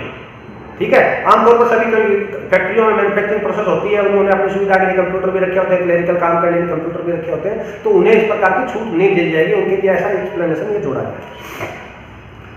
आगे ये कह रहा है कि अगर अपन एग्जांपल लेते हैं कि अगर घास को अपन मैनुअली काम करके कोई पेपर मिल में भेजने के लिए कोई डिब्बों में उसको इकट्ठा किया गया, कोई एक स्थान निर्धारित कर ले, उस घास को काट करके हम उस घास को उस पर्टिकुलर डिब्बों में हम इकट्ठा कर लें जिससे कि उसे आगे फैक्ट्री में कागज बनाने वाली फैक्ट्री में भेजा जा सके, तो इसे जो है मैन्युफैक्चरिंग प्रोसेस नहीं मानेंगे। घास को काटना उसको इकट्ठा करना है ना, इसे हम फैक्ट्री एक्ट के तहत जो मैन्युफैक्चरिंग डेफिनेशन जो पहले देखी थी मैन्युफैक्चरिंग प्रोसेस की डेफिनेशन परिभाषा, उसमें हम इसे काउंट नहीं करेंगे, मैन्युफैक्चरिंग प्रोसेस इसे नहीं मानेंगे। इसलिए जिस डिपो में घास को स्टोर किया गया, इकट्ठा किया गया है, वो भी फैक्ट्री की परिभाषा में सेक्शन 2M के तहत नहीं आएगा। ठीक है, वो भी जो डिपो है ना वो फैक्ट्री की परिभाषा में नहीं आएगा, फैक्ट्री एक्ट 1948 के तहत। आगे फैक्ट्री टर्म का मतलब ऐसे स्थान से है जहां पर कोई काम कोई चीज को बनाने का हो रहा है या उस वस्तु में फिनिशिंग लाने का हो रहा है। चीज पहले बनी हुई है, अब उसको फिनिशिंग ला रहे हैं, यहाँ पर फिनिशिंग लाने का हो रहा है जिससे कि उसको तैयार करके बेचा जा सके या उसे उस कंडीशन में लाकर बाजार में उतारा जा सके। ठीक है, तो उसे भी हम फैक्ट्री की परिभाषा में लेंगे। वहां पर क्या काम हो रहा है, या तो कोई वस्तु को बनाने का काम हो रहा है या जो वस्तु बनी हुई है उसे फिनिशिंग किया जा रहा है। किस लिए किया जा रहा है, जिससे कि हम उसको वहां बेच सके। अगर वो बिकती नहीं है तो उसको बेचने के पर्पज से बाजार में हम उसको उतार सके, तो उस को भी हम फैक्ट्री की परिभाषा में लेंगे। अब एक दूसरा उदाहरण हम लेते हैं कि अगर लकड़ी को काटना है और उसके तख्त बनाने हैं, ठीक है, तो वो भी एक मैन्युफैक्चरिंग प्रोसेस है। ठीक है, कई बार क्या होता है कि एक कोड़े के अंदर किसी भी परमिसेस के एक हिस्से के अंदर जो है फैक्ट्री ऐसी लगाई गई है जिसके अंदर की बाहर की जो बड़ी बड़ी लकड़ी के गांठें आ रही है, हम उसको काट करके उसके तख्ते बना रहे हैं, और दूसरे हिस्से में ले जाके हम उससे क्या है फर्नीचर बना रहे हैं, जैसे बेड बना लिया, टेबल बना लिया, कुर्सी बना ली। ठीक है, तो अब ये कोई एक्सक्यूज नहीं दिया जाएगा कि जो पहला हिस्सा है जिसमें तो हमने सिर्फ तख्त ही बनाए हैं, दूसरे हिस्से के अंदर हमने बनाया ये, तो पहले वाला हिस्सा वो फैक्ट्री में काउंट नहीं होगा। पहले वाला हिस्सा भी फैक्ट्री में काउंट होगा, क्योंकि वो भी मैन्युफैक्चरिंग प्रोसेस जो परिभाषा हमने दी है पहले फैक्ट्री एक्ट 1948 के तहत, उस परिभाषा में वो तख्त बनाना भी उस परिभाषा में आता है। इसलिए ये ऐसा कोई एक्सक्यूज नहीं रहेगा और वो सारा फैक्ट्री के अंदर ही काउंट किया जाएगा। आगे एक केस आया था Gujarat electric board versus state of Gujarat का। उसमें प्रश्न ये उठता है कि बिजली का एक जो सब स्टेशन है, बिजली का जो अपने गाँव में जैसे सब स्टेशन होते हैं ना, तो बिजली का जो सब स्टेशन है जहां पर की बिजली बढ़ाई तो नहीं जाती पर ट्रांसफॉर्म हो रही है, उसको वितरित किया जा रहा है किसकी सहायता से, वहां पर हमने ऐसे ट्रांसफार्मर लगा रखे हैं जो बहुत हाई वोल्टेज बिजली जो पीछे से आती है, हम उसकी वोल्टेज को कम कर देते हैं, कम करके हम उनको घरों में भेज देते हैं या अलग अलग उद्योग धंधों के अंदर भेज देते हैं। तो उसके अंदर गुजरात हाईकोर्ट ने ये कहा कि जो सब स्टेशन है उसमें किसी भी प्रकार से बिजली उत्पादन का कार्य नहीं हो रहा है, यानी कि मैन्युफैक्चरिंग प्रोसेस नहीं है, ठीक है, उत्पादन का कार्य नहीं हो रहा है और बिजली का वितरण किसी प्रकार की से भी मैन्युफैक्चरिंग प्रोसेस नहीं है। बिजली का वितरण जो है किसी प्रकार से भी मैन्युफैक्चरिंग प्रोसेस नहीं है, जैसा कि सेक्शन 2K में बताया गया है। इसलिए सभी जो सब स्टेशन हैं जिनका काम बिजली वितरण का है वो फैक्ट्री एक्ट 1948 के तहत उनकी रजिस्ट्रेशन करवाने की जरूरत नहीं है, वो फैक्ट्री में शामिल नहीं है। अब ये मुद्दा उठता है कि जो वाटर वर्क्स हैं किसी भी म्युनिसिपल बोर्ड के, नगर परिषद के, नगर पालिका के या कोई भी गांव के जो वाटर वर्क्स हैं, क्या वो फैक्ट्री की परिभाषा में आते हैं, ये एक मुद्दा उठता है। तो इसमें कहा गया कि pumping of water is a manufacturing process according to the definition given in factory act. Factory act 1948 की जो मैन्युफैक्चरिंग प्रोसेस है उसकी परिभाषा के अंदर ये साफ लिखा गया है कि पानी की पंपिंग करके पानी की सप्लाई जो है वो मैन्युफैक्चरिंग प्रोसेस के अंदर आती है। इसलिए वाटर वर्क्स भी जो फैक्ट्री एक्ट की जो डेफिनेशन है मैन्युफैक्चरिंग प्रोसेस उसके तहत फैक्ट्री में आते हैं, जहां पर 10 या 10 से ज्यादा आदमी जो वाटर वर्क्स का कार्य जो है वो वाटर पंपिंग, पानी को आगे पंप करके वितरण करने के लिए ऊर्जा के साथ कर रहे हैं, बिजली के साथ कर रहे हैं, यानी कि पावर के साथ जो अगर कर रहे हैं तो वो फैक्ट्री की परिभाषा में आएंगे। ठीक है, एक केस आया था डॉक्टर PSS सुंदर Rao versus inspector of factories का केस है। इसमें मद्रास हाई कोर्ट ने ये कहा कि जो laundry is more than in a laundry in which more than 10 persons are working, it cannot be treated as factory। ऐसी कपड़ा धोने की अगर कोई जगह है, लॉन्ड्री है, जिसके अंदर 10 आदमी से ज्यादा काम कर रहे हैं, तो कपड़ा धोने वाली ऐसी जगह को फैक्ट्री में शामिल नहीं किया जाएगा, वहां किसी प्रकार की मैन्युफैक्चरिंग प्रोसेस नहीं होगी। ठीक है, एक दूसरा उदाहरण लेते हैं अपन, जिसमें ये कहा गया है कि अगर कोई रॉ फिल्म है, अगर आपने कभी कैमरा देखा हो, अपन फोटो खींचने वाला कैमरा होता है, तो पुराने जमाने में जो कैमरे थे उनमें हम फिल्म डाला करते थे, वो डिजिटल कैमरे नहीं थे, तो उनमें तो फिल्म डाला करते थे। इसी प्रकार से अगर फिल्म बनाने वाले जो कैमरे थे, वीडियो कैमरे थे, उनमें भी फिल्म डलती थी। तो जो फिल्म है रॉ फिल्म है, जिसमें अभी तैयार नहीं हुई फिल्म, इस तरह की जो फिल्म को जो फिल्म डालते हैं ना अपन, उसको रॉ फिल्म बोलते हैं।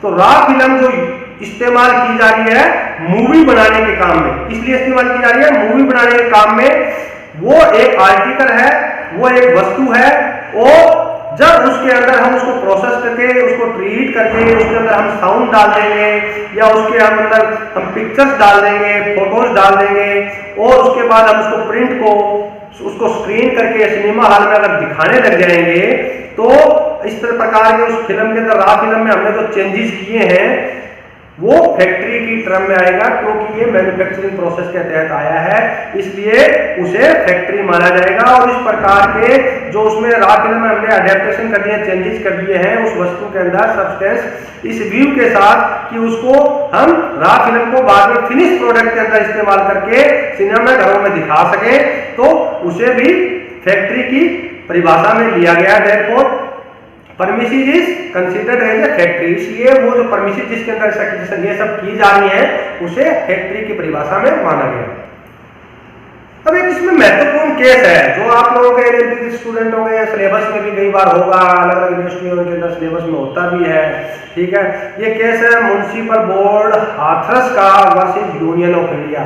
एक म्युनिसिपल कमेटी थी, नगर परिषद थी, हाथरस एक शहर का नाम है जो यूपी के अंदर है, उसका ये केस है। उसने यूनियन ऑफ इंडिया के खिलाफ ये केस किया था। उसमें क्या था, फैक्ट क्या थे, उसमें एक पेटिशन जो है हाथरस जो बोर्ड है, म्युनिसिपल बोर्ड, नगर परिषद का बोर्ड, उसने संविधान के जो अनुच्छेद 226 के तहत एक पिटीशन डाली थी, जिसमें ये कहा गया था कि जो म्युनिसिपल बोर्ड हाथरस है ना, वहां पर यूपी में एक एक्ट होता है फैक्ट्री इंश्योरेंस एक्ट। तो उसने फैक्ट्री इंश्योरेंस एक्ट के तहत जो वाटर सप्लाई का उसका जो सिस्टम था, पंपिंग सिस्टम, उसकी फैक्ट्री इंश्योरेंस एक्ट के तहत बीमा नहीं करवा रखा था। और जो फैक्ट्री इंश्योरेंस एक्ट के तहत जो इंस्पेक्टर अपॉइंटेड होते हैं, उन्होंने हाथरस म्युनिसिपल बोर्ड को जुर्माना लगा दिया, जिसमें बोर्ड को 10,711 रुपए भुगतान करने का बकाया था, और साथ ही साथ 5,360 रुपए का एक कंपाउंडिंग फीस भी इनके ऊपर जमा कराने के लिए कह दी। और वो हाथरस म्युनिसिपल बोर्ड ने जमा नहीं करवाई, इसलिए यूपी म्युनिसिपल एक्ट की धारा 35 के तहत उसके बकाया के भुगतान के लिए केस चलाया गया, जिसे पेटिशनर बोर्ड, जो पेटिशनर बोर्ड कौन है, म्युनिसिपल बोर्ड हाथरस ने उसे चैलेंज किया आज संविधान के आर्टिकल 226 के तहत कि हमारा जो पंपिंग स्टेशन है वो फैक्ट्री की परिभाषा में नहीं आता।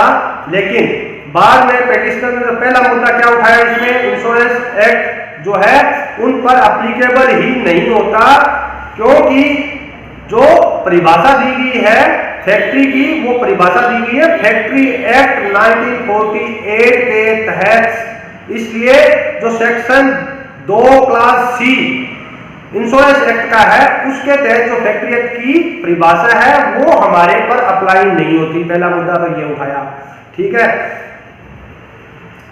जबकि ये बाद में सिद्ध हो गया कि ये सही नहीं है कि वाटर वर्क्स में 10 से ज्यादा, उसने ये भी स्वीकार किया कि ये सही है कि हमारे जो वाटर वर्क्स है उसमें 10 आदमी से ज्यादा काम करते हैं, और जो वाटर पंपिंग का कार्य है, पानी को आगे वितरित करने का, पंप से वितरण करने का जो कार्य है, वो भी हम ऊर्जा से करते हैं, यानी कि बिजली से करते हैं।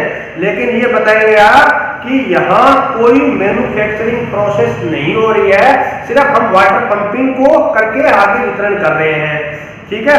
फैक्ट्री एक्ट 1948 के सेक्शन 2 के क्लास के में इसे मैन्युफैक्चरिंग प्रोसेस की परिभाषा में परिभाषित किया गया है, जिसके अनुसार पंपिंग ऑफ वाटर एक मैन्युफैक्चरिंग प्रोसेस है, ठीक है। इसलिए वाटर वर्क्स पर पूर्ण रूप से फैक्ट्री एक्ट 1948 वाला एक्ट जो है वो अप्लाई होता है, उन्हें किसी प्रकार की छूट नहीं दी जा सकती, ठीक है। अब इस तरह से बहुत से केस आ गए, कोई हमारे पास पर्टिकुलर पैरामीटर तो था नहीं कि हम किसको फैक्ट्री माने, किसको फैक्ट्री नहीं माने। बाद में कैसे गए, तो जुडिशरी ने कुछ पॉइंट निर्धारित किए, इन पॉइंटों में अगर कोई खरीद करते हैं तो उसे फैक्ट्री कहलाएंगे।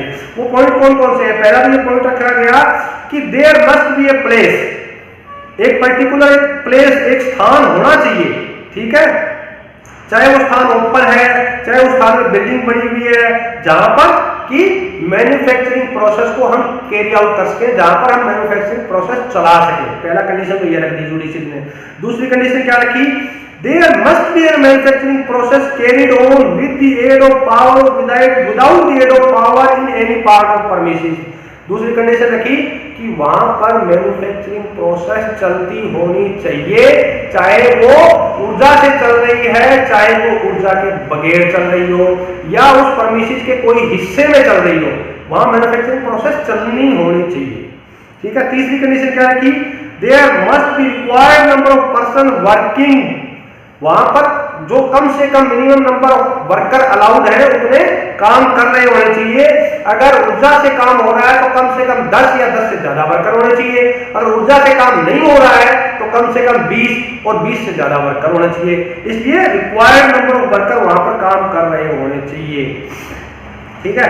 ये जरूरी नहीं है कि जो मैन्युफैक्चरिंग प्रोसेस है वो पूरी बिल्डिंग में ही चल रही हो, वो उसके कुछ हिस्से में भी अगर चल रही होगी तो उसे भी हम जो है जुडिशरी के नियमों के अनुसार फैक्ट्री के अंदर काउंट करेंगे। अगर राज्य सरकार सेक्शन 85(1) के तहत, सेक्शन 85(1) के तहत नोटिफिकेशन जारी करके वर्कमैन की संख्या, ठीक है, चाहे वर्कमैन पावर से काम कर रहे हैं चाहे विदाउट पावर से काम कर रहे हैं, यानी कि चाहे वो ऊर्जा से काम हो रहा है चाहे बिना ऊर्जा के काम हो रहा है, ठीक है।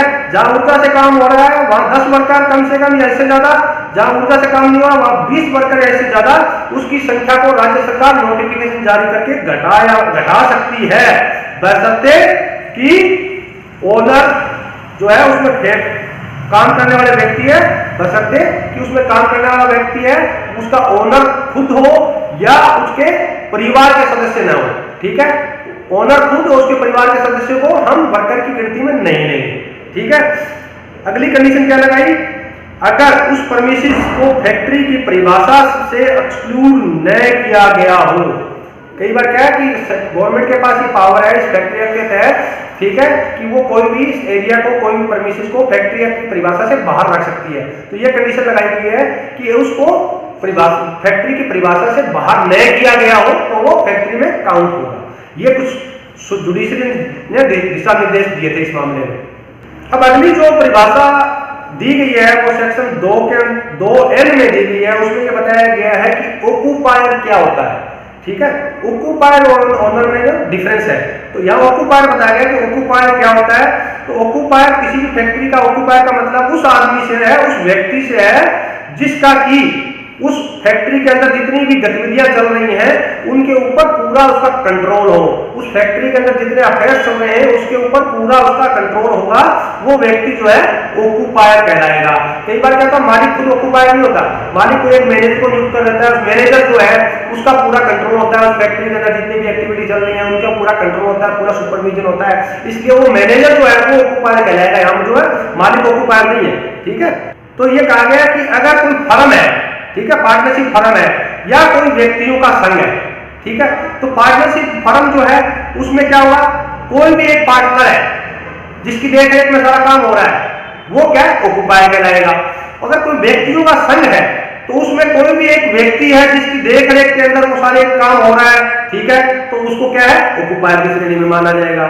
अगर कोई कंपनी है, कंपनी के मामले में क्या होगा, कंपनी की सारी कंपनी का जो मालिक आता है वो तो ऑक्यूपायर नहीं करेगा। कंपनी के मामले में क्या होगा कि एक कंपनी में अगर कोई डायरेक्टर है, ठीक है, जो डायरेक्टर है जिसकी सुपरविजन में काम अगर हो रहा है, ठीक है, तो उसको डायरेक्टर को ऑक्यूपायर मान लिया जाएगा। यदि कोई फैक्ट्री केंद्र सरकार की है या कोई फैक्ट्री राज्य सरकार की है या कोई फैक्ट्री कोई लोकल अथॉरिटी की है, लोकल अथॉरिटी यानी कि नगर परिषद की है, ग्राम पंचायत की है, ठीक है, या दूसरी कोई लोकल अथॉरिटी की है, अगर वो ऐसी कोई फैक्ट्री चलाई जा रही है तो ऐसी फैक्ट्री में ऑक्यूपायर कौन होगा, ऐसी फैक्ट्री में ऑक्यूपायर होगा जो अगर सेंट्रल गवर्नमेंट की फैक्ट्री है तो उसमें सेंट्रल गवर्नमेंट ने अगर किसी को नियुक्त कर रखा है उस काम की देखरेख के लिए, मैन्युफैक्चरिंग प्रोसेस की देखरेख के लिए, सुपरविजन के लिए, तो वो व्यक्ति होगा।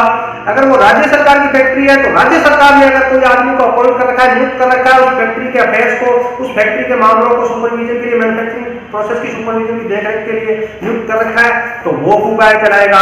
अगर लोकल अथॉरिटी की फैक्ट्री है तो अगर लोकल अथॉरिटी ने कोई व्यक्ति को नियुक्त कर रखा है उस फैक्ट्री की देखरेख के लिए, उसके अफेयर्स, उसके कामकाज की देखरेख के लिए, उसके कंट्रोल के लिए, तो वो व्यक्ति जो नियुक्त किया गया है लोकल अथॉरिटी द्वारा वो ऑक्यूपायर की परिभाषा में आएगा। अगर कोई समुद्री जहाज जिसको रिपेयर करने के लिए डॉक यार्ड में लाया गया है और डॉक यार्ड अगर प्राइवेट है जिसे किराए पर लिया गया है तो वो उसकी ऑक्यूपायर की परिभाषा क्या रहेगी, उसकी ऑक्यूपायर की परिभाषा क्या रहेगी, उस डॉक यार्ड का ओनर जो मालिक है वो ऑक्यूपायर होगा, ठीक है। वो ऑक्यूपायर कब होगा, फैक्ट्री एक्ट 1948 के तहत, जब सेक्शन फैक्ट्री एक्ट 1948 का सेक्शन 6, 7, 11, 12, 17 जिसमें कि लाइट की उपलब्धता को लेकर के बातें की गई हैं और section 18, 19, section 42, section 46, section 47, section 59 जिसमें वर्कर उपलब्ध करवाने के बारे में बातचीत है, अगर ये सब है तो उसका ऑक्यूपायर होगा वो डॉक यार्ड का ओनर, डॉक यार्ड का मालिक जो है वो ऑक्यूपायर कहलाएगा। अब जो जहाज जिसकी मरम्मत के लिए लाया गया है या जिसको तोड़ने के लिए लाया गया है, ठीक है, उस जहाज का मालिक या उस जहाज के मालिक के द्वारा नियुक्त किया गया कोई एजेंट या उस जहाज के ऊपर जो ऑफिसर इंचार्ज है, ठीक है, जिसने की कॉन्ट्रैक्ट किया है ओनर के साथ में, ठीक है, डॉक यार्ड के ओनर के साथ में जिसने कॉन्ट्रैक्ट किया है मरम्मत करने का, तो उसको हम ऑक्यूपायर कब मानेंगे, इस फैक्ट्री एक्ट 1948 के तहत जब फैक्ट्री एक्ट 1948 के section 13, section 14, section 16, section 17, section 43, section 44, section 45, section 108, section 109, section 110 apply होंगे तो उस जहाज वाले ओनर को, मालिक को या उसके एजेंट को, ठीक है, हम ऑक्यूपायर मानेंगे। यहां पर मालिक को नहीं मानेंगे, सेक्शन में डॉकयार्ड के मालिक को नहीं मानेंगे, ठीक है। तो जो वर्कर एम्प्लॉयड है डायरेक्टली जहाज के मालिक के द्वारा, ठीक है, या कोई एजेंसी के द्वारा, ठीक है, तो उसे जो है ऑक्यूपायर के द्वारा नियुक्त किए हो गए वर्कर कहलाएंगे। अगर कोई परमिसिस को पार्टनरशिप फर्म को किराए पर दिया गया है तो उस परमिसिस के ओनर का उस पर कोई कंट्रोल नहीं है तो उसे उस ओनर को ऑक्यूपायर नहीं माना जाएगा। अगर कोई परमिसिस है, वो 2 या 3 या 4 पार्टनरों की परमिसिस है, उन्होंने आगे उसको दे दिया, किसी कंपनी को दे दिया तो वहां पर अपनी मैन्युफैक्चरिंग प्रोसेस करेगी, तो जो उस परमिसिस है उसका मालिक है ना, उसको यहाँ ऑक्यूपायर नहीं कहेंगे। जिन्होंने उसको अपने मैन्युफैक्चरिंग प्रोसेस के लिए लिया है वो लोग ऑक्यूपायर कहलाएंगे, ठीक है। जो परमिसिस का मालिक है वो ऑक्यूपायर नहीं कहलाएगा यहाँ पर, ठीक है। आगे जो सेक्शन 2P है उसमें बताया गया प्रिस्क्राइब्ड की डेफिनेशन। प्रिस्क्राइब्ड क्या है? Prescribed by rule made by state government under the factory act 1948। जो फैक्ट्री एक्ट 1948 के तहत अगर राज्य की सरकार कोई नियम बना करके दिशा निर्देश देती है तो वो प्रिस्क्राइब्ड कहलाएंगे। आगे आता अगली जो डेफिनेशन सेक्शन 2Q में बताई गई है वो है रिले या शिफ्ट। रिले या शिफ्ट क्या कहेंगे? कई बार जो फैक्ट्री होती है ना उसमें 2 या 3 अलग अलग जो समूहों में वर्कर काम करते हैं। पहले 8 घंटे में 50 वर्कर काम कर गए, दूसरे 8 घंटे में 50 फिर वर्कर काम कर गए, तीसरे 8 घंटे में फिर 50 वर्कर काम कर गए, ठीक है। तो इस तरह जो लोग समूह में काम कर रहे हैं, ठीक है, वो लोग तो है उस लोग उनको तो हम कहेंगे रिले, ठीक है, उसको क्या कहेंगे? रिले। और ये जो 8-8 घंटे की 3 अलग अलग श्रेणी बनी, इस श्रेणियों को हम कहेंगे शिफ्ट, ठीक है। इसलिए ये जो आपके अनुसार रिले और शिफ्ट यही होती है कि जो लगातार या 3 ग्रुपों में काम कर रहे हैं 50-50 वर्कर, वो तो है रिले। और जो 8-8 घंटे की 3 शिफ्ट है इसको हम कहेंगे शिफ्ट, ठीक है। अब बात करते हैं सेक्शन 4 की। सेक्शन 4 फैक्ट्री एक्ट 1948 का क्या कहता है? अगर कोई ऑक्यूपायर राज्य सरकार को लिखित में एप्लीकेशन दे देता है कि इस एक्ट के तहत, इस एक्ट के लिए उसके जो अलग अलग डिपार्टमेंट है, उस परमिशन में उसने अलग अलग जो डिपार्टमेंट बना रखे हैं या अलग अलग फैक्ट्री जो उसने लगा रखी है उसे अलग अलग फैक्ट्री समझा जाए, या जो अलग अलग फैक्ट्री या अलग अलग डिपार्टमेंट बना रखे हैं अगर वो लिखित में दे देता है कि उसे अलग अलग न समझ के एक समझा जाए तो राज्य सरकार इस एक्ट के तहत उन्हें ऐसा कर सकती है, उन्हें एक समझ भी सकती है उसके लिखित एप्लीकेशन के ऊपर, और उसकी लिखित एप्लीकेशन में उन्हें अलग अलग भी समझ सकती है।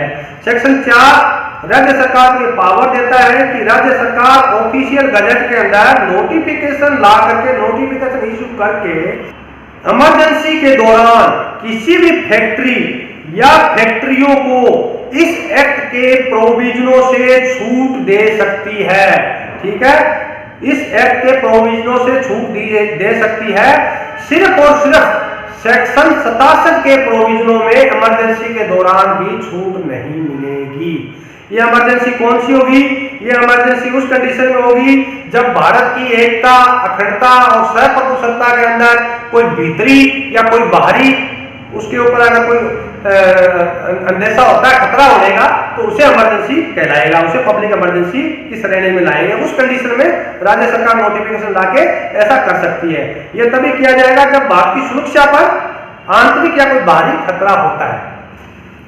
अब सेक्शन 6 है फैक्ट्री एक्ट 1948 का है, उसके सेक्शन 6 में क्या कहता है कि power of making rule for approval, licensing and registration of factory. राज्य सरकार के पास ऐसी पावर है कि फैक्ट्रियों के रजिस्ट्रेशन के लिए, उनको लाइसेंस इश्यू करने के लिए, फैक्ट्रियों की अप्रूवल के लिए वो नियम बना सकती है, ठीक है। वो किस तरह के नियम बना सकती है? वो एक तो नियम बनाती है राज्य सरकार के मुख्य निरीक्षक, ठीक है, कोई भी फैक्ट्री के प्लान को सबमिट करने के लिए नियम बना सकता है। ठीक है, अभी अगर आपको कोई फैक्ट्री लगानी है तो आपका क्या प्लान है, आप हमारे मुख्य निरीक्षक के पास, चीफ इंस्पेक्टर के पास सबमिट करें, उसको किस प्रकार से सबमिट करना है उस बारे में नियम बना सकते हैं। ठीक है, किसी भी फैक्ट्री को किसी भी जगह पर लगाने के लिए या उसकी बिल्डिंग बनाने के लिए या उसे उस फैक्ट्री को आगे बढ़ाने के लिए, पहले से बिल्डिंग बनी है उसे 2-4 बिल्डिंग और बना के उसे आगे बढ़ाना है, तो बढ़ाने के लिए राज्य सरकार के मुख्य निरीक्षक की पहले मंजूरी लेनी हेतु भी नियम राज्य सरकार बना सकती है। भी क्या नियम रहेंगे, ठीक है, किस प्रकार से मंजूरी ली जाएगी। ठीक है, आगे ये बताया कि इस प्रकार के आवेदन के लिए किस प्रकार का प्लान होना चाहिए या आवेदन के साथ क्या क्या डॉक्यूमेंट होने चाहिए, इसके बारे में भी राज्य सरकार जो है नियम बना सकती है। ठीक है, आगे और अगर ऊपर जो डॉक्यूमेंट दिए गए हैं उन्हें किन अधिकारियों से सर्टिफाइड करवाना है, किन अधिकारियों से सर्टिफाइड करवाना है, इसके बारे में भी नियम राज्य सरकार बना सकती है। ठीक है, किसी भी फैक्ट्री के पंजीकरण यानी कि रजिस्ट्रेशन के लिए, किसी भी फैक्ट्री का रजिस्ट्रेशन के लिए, पंजीकरण के लिए या उसके लाइसेंस लेने के नियम, ठीक है, वह पंजीकरण वह लाइसेंस को के फीस को निर्धारित करने के नियम या उस लाइसेंस के नवीनीकरण या उस पंजीकरण के नवीनीकरण के लिए फीस निर्धारण के लिए भी नियम जो है राज्य सरकार फैक्ट्री एक्ट 1948 के तहत बना सकती है। ठीक है, आगे ये बताया गया कि जब तक ऑक्यूपायर सेक्शन 7 के तहत नोटिस द्वारा राज्य सरकार को, ठीक है, सूचित न कर दे तब तक किसी प्रकार का पंजीकरण या लाइसेंस या पहले जो पंजीकरण किया गया है या पहले जो लाइसेंस दे दिया गया है उसका नवीनीकरण नहीं किया जाएगा, उसका नवीनीकरण नहीं किया जाएगा। आगे कहता है कि सेक्शन जो इसका सेक्शन 6 का सब सेक्शन 2 ये कहता है कि यदि किसी ने रजिस्टर्ड पोस्ट के द्वारा पंजीकरण का या लाइसेंस लेने के लिए आवेदन किया है और आवेदन के साथ सभी जरूरी दस्तावेज, सभी जरूरी डॉक्यूमेंट, स्पेसिफिकेशन जैसा कि मांगा गया है उसके अनुसार मुख्य निरीक्षक, चीफ इंस्पेक्टर या राज्य सरकार को भेजा है और उसे भेजने के दिन से लेकर 3 महीने के अंदर आवेदनकर्ता को कोई सूचना नहीं दी जाती है तो उसे इस मामले में परमिशन दे दी गई समझी जाएगी, उसे इस मामले में परमिशन प्रदान की गई समझी जाएगी, चाहे उसको सूचना न भेजी गई हो। ठीक है, उसे परमिशन दे दी समझी जाएगी। अब कहता है कि कई बार क्या होते हैं, अधिकारी, चीफ इंस्पेक्टर परमिशन नहीं देते, रिफ्यूज कर देते हैं, इनकार कर देते हैं, तो उस मामले में अपील कैसे की जाएगी, वो सेक्शन 6 का क्लॉज 3 बताता है, सब सेक्शन 3 बताता है। अगर कहता है कि राज्य सरकार या राज्य सरकार का मुख्य इंस्पेक्टर, मुख्य निरीक्षक, चीफ इंस्पेक्टर मना कर देता है तो अपील कहाँ की जाएगी। अगर राज्य सरकार मना कर देगी तो अपील की जाएगी केंद्र सरकार के पास, सेंट्रल गवर्नमेंट के पास। ठीक है, और कब तक की जाएगी, जिस दिन इनकार किया गया उसके 30 दिन के अंदर अंदर ये अपील की जा सकती है। अगर कोई राज्य सरकार का मुख्य निरीक्षक, चीफ इंस्पेक्टर अगर इनकार कर देता है, उसकी अपील कहाँ की जाएगी, उसकी अपील की जाएगी राज्य सरकार के पास, और राज्य सरकार के पास उसकी अपील कब की जाएगी, जिस दिन इनकार किया गया उस दिन से लेकर 30 दिन के अंदर अंदर राज्य सरकार के पास उसकी अपील की जाएगी। यह माना गया है कि अगर सारी कंडीशन पूरी है तो लाइसेंसिंग अथॉरिटी की जिम्मेवारी बनती है कि वह लाइसेंस प्रदान करे, और अगर वो इनकार कर देते हैं तो उनके खिलाफ अपील की जा सकती है, चाहे वो राज्य सरकार के पास की जा सकती है, चाहे वो केंद्र सरकार के पास की जा सकती है। ठीक है, अब सेक्शन 7 है, वो कहता है नोटिस ऑफ ऑक्यूपायर के बारे में बात करता है। अब जो ऑक्यूपायर जो भी फैक्ट्री की स्थापना करना चाहता है, ठीक है, उसे अपने आवेदन करने के लिए, ठीक है, राज्य सरकार के पास या मुख्य निरीक्षक के पास एप्लीकेशन देनी पड़ेगी, उसको एप्लीकेशन देनी पड़ेगी। एप्लीकेशन को हम यहाँ नोटिस कहा गया, नोटिस जो है देना पड़ेगा। उस नोटिस में क्या क्या चीजें होनी चाहिए वो यहाँ बताया गया है। ठीक है, वो कहता है कि सबसे पहली चीज होनी चाहिए the name and situation of factory, factory का नाम और वो फैक्ट्री किस स्थान पर लगाई जा रही है, सिचुएशन क्या है उसकी। ठीक है, दूसरा क्या होना चाहिए, the name and address of occupier, क्या होना चाहिए, name and address of occupier, वो व्यक्ति जिसके सुपरविजन में सारा काम होगा, ठीक है, उस व्यक्ति का नाम और उसका पता वहां होना चाहिए। तीसरा क्या होना चाहिए, the name and address of owner of premises और building including precincts thereof referred in section 39। क्या होना चाहिए, नाम और पता होना चाहिए उस परमिसेस, उस बिल्डिंग के मालिक का जहां पर फैक्ट्री लगाई जानी है। ठीक है, चौथा क्या होना चाहिए, the address to which communication relating to the factory may be sent. वो पता होना चाहिए जिसके ऊपर सभी प्रकार के पत्राचार फैक्ट्री के संबंधित भेजे जा सके, उसका पता होना चाहिए। ठीक है, the nature of manufacturing process, वहां किस प्रकार की मैन्युफैक्चरिंग चलाई जाएगी उसकी नेचर भी उसमें स्पष्ट लिखी होनी चाहिए। ठीक है, उस नोटिस के अंदर आगे लिखा होगा, आगे क्या होना चाहिए, carried on the factory during the 12 month in case of factories in the existence on the date of commencement of the act. ठीक है, जो किस प्रकार की मैन्युफैक्चरिंग पूरे 12 महीने वहां पर चलाई जाएगी उस फैक्ट्री के अंदर, वो उसमें होना चाहिए। ठीक है, और वो to be carried on the factory during the next 12 month. ठीक है, पिछले 12 महीने किस प्रकार की मैन्युफैक्चरिंग एक्टिविटी चलाएगी वो होना चाहिए, और हम आगे आने वाले 12 महीनों में किस प्रकार की मैन्युफैक्चरिंग एक्टिविटी वहां चलाएंगे वो मेंशन होना चाहिए उसमें। ठीक है, आगे क्या होना चाहिए, total rated horse power installed और to be installed in factory which shall not be included the rate hours power of any separate standby plant। ये भी इसमें क्लियर लिखना चाहिए कि कितनी हार्स पावर की हम ऊर्जा उस फैक्ट्री में इस्तेमाल करेंगे। ठीक है, the name of manager of the factory for the purpose of this act. इस एक्ट के लिए, इस एक्ट के प्रावधानों को लागू करने के लिए उस फैक्ट्री का प्रबंधक कौन होगा उसका नाम भी लिखा हुआ उस नोटिस में होना चाहिए। आगे कहता है क्या होना चाहिए, the number of worker likely to be employed in the factory. उस संबंधित फैक्ट्री में जो हम लगाने वाले हैं उसमें कितने कामगारों को हम काम देने वाले हैं उसके बारे में भी सूचना होनी चाहिए। लगभग कितने कामगारों को काम देने वाले हैं इसकी सूचना होनी चाहिए। आगे क्या होना चाहिए, the average number of worker per day employed during the last 12 month. पिछले जो 12 महीने बीत गए उसके अंदर औसतन पिछले 12 महीनों में कितने कामगार हमने वहां लगाए हुए थे वो होने चाहिए। अगर वो फैक्ट्री 1948 लागू होने से पहले वो फैक्ट्री लगी हुई है तो उस मामले में ये सूचना देनी है कि हमारे जो पहले 12 महीने बीते हैं उसमें लगभग औसतन इतने कर्मचारियों ने उसमें कामगारों ने काम किया है। ठीक है, और वो सभी इंफॉर्मेशन होनी चाहिए जो इस एक्ट के प्रावधानों के तहत बताई गई है। ठीक है, ये है notice by the occupier section 7 के अंदर हमने डिस्कस किया। आगे कहता है इन केस ऑफ न्यू मैनेजर, अगर मैनेजर नया है उस मामले में क्या होगा, उस मामले में क्या होगा, the occupier is also bound to send a written notice to the inspector and copy thereof to the chief inspector within 7 days from the date on which the new person take over charge. अगर कहता है कि हमने licence पहले ले लिया, registration पहले करा रखा है और हमारा जो मैनेजर बदल गया है तो जो फैक्ट्री का ओनर है उसकी ये जिम्मेवारी बनती है कि जो नया मैनेजर आया है उसकी इंफॉर्मेशन राज्य सरकार को या मुख्य निरीक्षक चीफ इंस्पेक्टर को 7 दिन के अंदर अंदर उपलब्ध करवा दे। कितने दिन में? 7 दिन के अंदर अंदर उपलब्ध करवा दे। और किसको मैनेजर समझा जाएगा?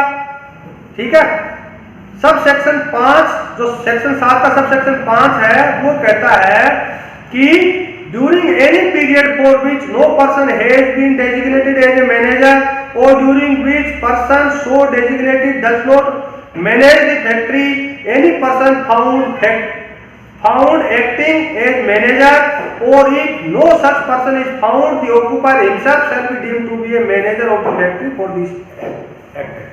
तो ये कहा गया है कि अगर किसी दौरान मैनेजर की नियुक्ति नहीं की है, अगर मैनेजर की नियुक्ति हो गई है तो उसने अपना काम को नहीं संभाला है, इस दौरान अगर कोई दूसरा व्यक्ति उस काम को कर रहा है, अगर कोई दूसरा व्यक्ति नहीं कर रहा तो उसका कंपनी का जो ओनर है, ठीक है, मालिक जो है, उसे ही मैनेजर समझ लिया जाएगा।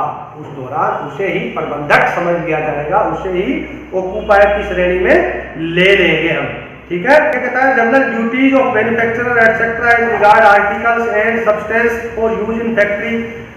जनरल ड्यूटीज क्या क्या रहेगी, मैन्युफैक्चरर जो उत्पादन करने वाला है उसकी क्या आमतौर पर ड्यूटी रहेगी, ठीक है। कहता every person who design manufacturers who manufacture, import or supplies any article for use in factory shall, कोई भी व्यक्ति डिजाइन करे, मैन्युफैक्चर करे, इंपोर्ट करे या सप्लाई करे कोई भी वस्तु को फैक्ट्री के अंदर, तो उसकी जिम्मेवारी बढ़ेगी। क्या जिम्मेवारी बढ़ेगी? पहली, ensure so far as reasonable practicable that the article is to be designed and constructed as to be safe and without risk to the health of worker when properly used। ठीक है, तो सप्लाई करने वाले की जिम्मेवारी रहेगी कि जो आर्टिकल वो सप्लाई करने जा रहा है, ठीक है, जो आर्टिकल वो डिजाइन कर रहा है, वो इस प्रकार से होना चाहिए कि वहां पर काम करने वाले जितने कामगार हैं उनके स्वास्थ्य पर उसका किसी प्रकार से नुकसानदायक प्रभाव न पड़े, उसके इस्तेमाल का वहां के कामगारों पर किसी प्रकार का नुकसानदायक प्रभाव न पड़े। ठीक है, दूसरी जिम्मेवारी क्या रहेगी? कैरी आउट और arrange for the carrying out of such test and examination as may be considered necessary for the effective implementation of the provision of clause A। ठीक है, तो पहला क्लास में हमने बताई थी कि उनकी जिम्मेवारी बढ़ती है कि वो ऐसे पदार्थ सप्लाई करें जिसका कामगारों को स्वास्थ्य में प्रभाव न पड़े। इसके लिए दूसरी जिम्मेवारी उनकी ये बढ़ती है कि वो सप्लाई करने से पहले अपने आर्टिकल को, अपनी वस्तु को जो सप्लाई करने वाले से हर प्रकार से टेस्ट कर लें, हर प्रकार से एग्जामिन कर लें कि वो वहां पर जाकर के वहां के कामगारों पर, उनके स्वास्थ्य पर किसी प्रकार का दुष्प्रभाव वो न डाले। ठीक है, तीसरी जिम्मेवारी क्या बढ़ती है? Take such step as may be necessary to ensure the adequate information will be available. ठीक है, वो सभी प्रकार की पूरी तरीके से इंफॉर्मेशन उपलब्ध करवा दे। किस बारे में इंफॉर्मेशन उपलब्ध करवाए? In connection with the use of article in the factory. भाई जो वस्तु फैक्ट्री में उपलब्ध करने वाली है, जो फैक्ट्री में हम उपलब्ध करवा रहे हैं जो वस्तु, उसको फैक्ट्री में काम लेना है, उसके बारे में वो सारी प्रकार की इंफॉर्मेशन वहां के कामगारों को उपलब्ध करवा दे, उसकी जिम्मेवारी है सप्लाई करने वाले की। ठीक है, दूसरी क्या जिम्मेवारी है? About the use for which it is design and tested. वो ये इंफॉर्मेशन भी उपलब्ध करवा दे कि इसे किस प्रकार से डिजाइन किया गया है और हमने पहले टेस्ट कर लिया है, आप इस प्रकार से इसका इस्तेमाल करना है। ठीक है, और तीसरी इंफॉर्मेशन क्या उपलब्ध करवा दे? वो about any condition necessary to ensure that article when put to such use will be safe. वो इस बारे में भी इंफॉर्मेशन उपलब्ध करवा दे कि आप इस आर्टिकल को इस प्रकार से इस्तेमाल करोगे तो ये आपके लिए सेफ रहेगा। ये भी इंफॉर्मेशन वो सप्लायर उपलब्ध करवा दे। ठीक है, तो ये अब तक का अपने पास बनता है चैप्टर फर्स्ट में। प्रीलिमिनरी प्रोविजंस जो है वो अपने यहाँ समाप्त हो जाते हैं, और जो हम अगला जो टॉपिक है उसमें हम डिस्कस करेंगे चैप्टर 2। ठीक है, उसमें इंस्पेक्टिंग स्टाफ के बारे में हम बातचीत करेंगे, वो अगले टॉपिक में हम डिस्कस करेंगे।